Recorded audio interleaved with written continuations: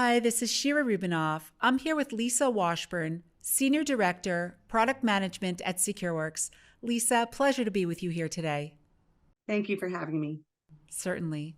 So, Lisa, today we're going to discuss extended detection and response, also known as XDR, which is a new approach to threat detection and response that provides holistic protection against cyber attacks, unauthorized access, and misuse. So, beyond the obvious, why are organizations turning to XDR? And more importantly, why is it being done so rapidly now?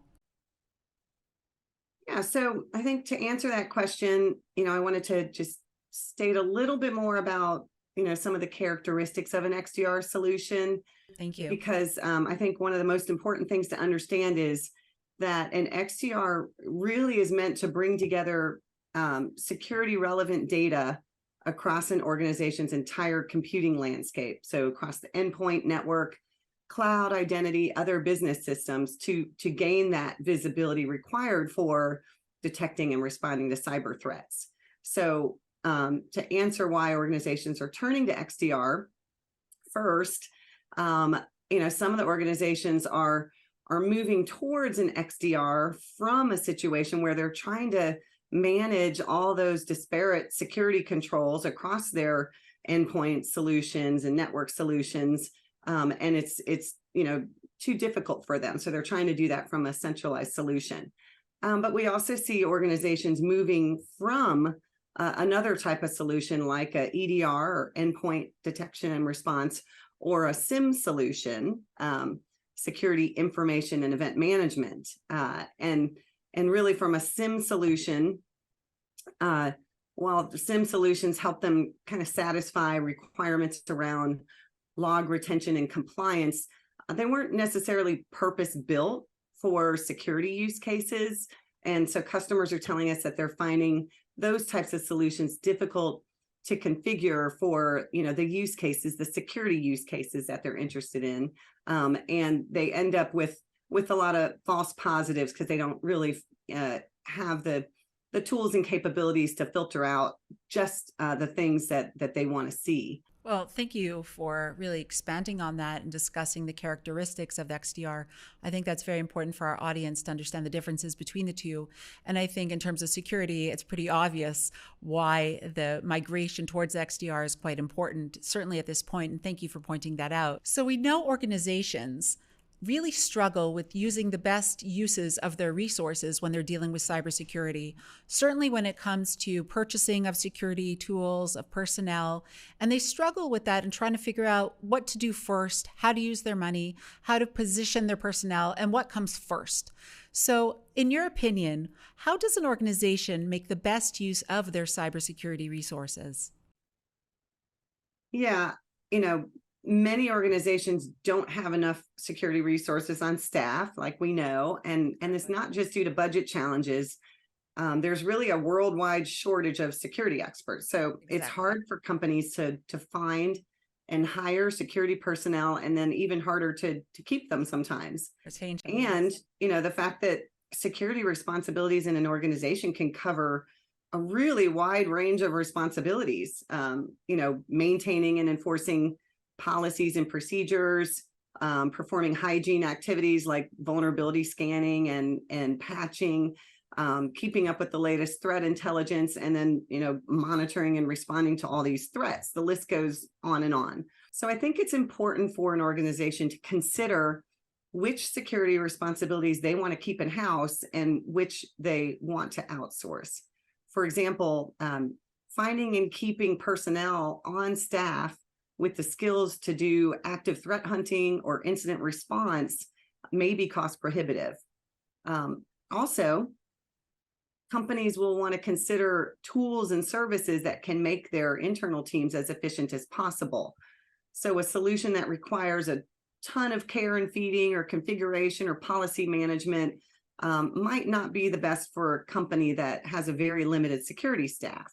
That company should probably seek out a solution that filters out that noise enables automated response, etc. Well, that's great advice. And I think even throughout what you were saying, there's really no one size fits all for every organization. And they really need to understand what their makeup is, what their needs are, and what they actually have in terms of not just, as you said, budget, but personnel, talents, and what makes sense for them to outsource and how to do it in an appropriate, secure way. So thank you for that explanation. And, leading into that, organizations really have so much to deal with in protecting their organizations. And how does automation factor into building a strong cyber defense? And when we talk automation, certainly AI is somewhat integrated in that, but there's pitfalls with automation and there's a lot of pluses. Can you really expand on that for our audience, please? Yeah, so in the realm of what we were talking about from a XDR solution, for instance, or even helping with that staffing challenge, Sure. tools that automate tasks like scanning and remediation prioritization, monitoring and responding, automatically layering in TI for machine learning and detection capabilities, enrichment. Those all help to streamline activities for the security team. But in general, I'd say across any of the activities that they're doing, intelligent automation, I think, is really about reduction in human error. And it can take away the need for teams to perform repetitive tasks. So that's one of kind of the low-hanging fruit of automation is, removing the need for repetitive tasks to continue to happen. Let the teams focus more on complex activities and frankly, the more interesting aspects of their roles, which may actually help with employee retention as well. Well, those are very important areas that you covered, and it's not so straightforward when organizations in general talk about automation. A lot of them are saying, well, it just speeds things up. So I like the way that you broke it down and highlighted the different important pieces of automation and why organizations are tending to go that route. So that's important for our audience to hear as well. So I'd be remiss if I didn't ask why Taegis XDR. Yeah, I think I can answer that with a summary of some of the things we've already discussed. So we didn't specifically say risk reduction, but when you're talking about Taegis XDR's detection and response capabilities, really what a company's looking for is reducing their risk of cyber threats. And so the thing that makes Taegis unique and different is the fact that it's built upon Secureworks counter threat unit threat intelligence, which has been building for 20 odd years, and years of experience that our team has in picking out that malicious activity from the noise so that companies can swiftly respond to threats.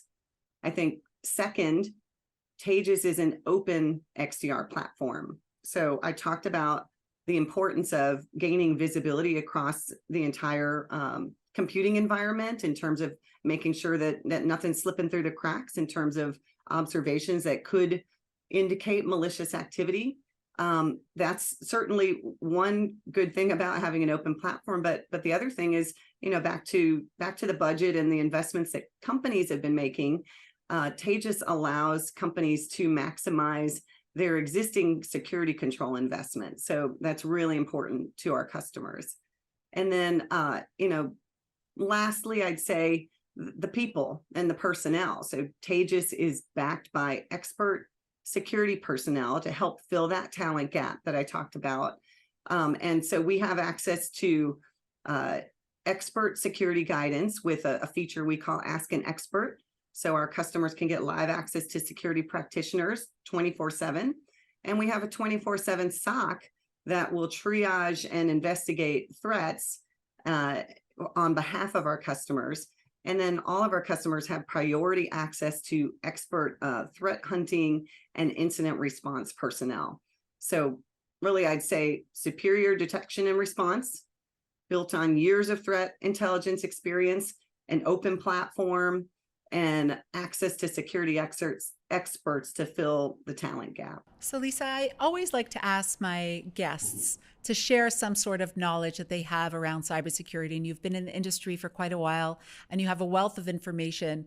And what tip would you like to share with our audience, whether it being cybersecurity in the business world, within the organization, or on a personal level?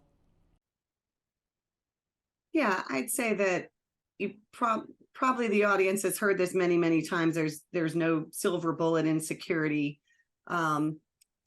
Security and keeping, customers safe and is a multifaceted problem. And really trying to stay 1, 2, 3, 4 steps ahead of the threat adversaries is difficult. They're well funded. They're band together for political or more likely monetary gain. So I'd say don't try to go it alone. Search for partners and vendors that can help, especially ones that have been doing this for a long time. We complement from a Secureworks standpoint. We have customers that we complement their very large and accomplished staff, or we can help really small customers that want to turn everything over to a vendor. So that would kind of be my tip, is to look for and utilize help outside of just your organization.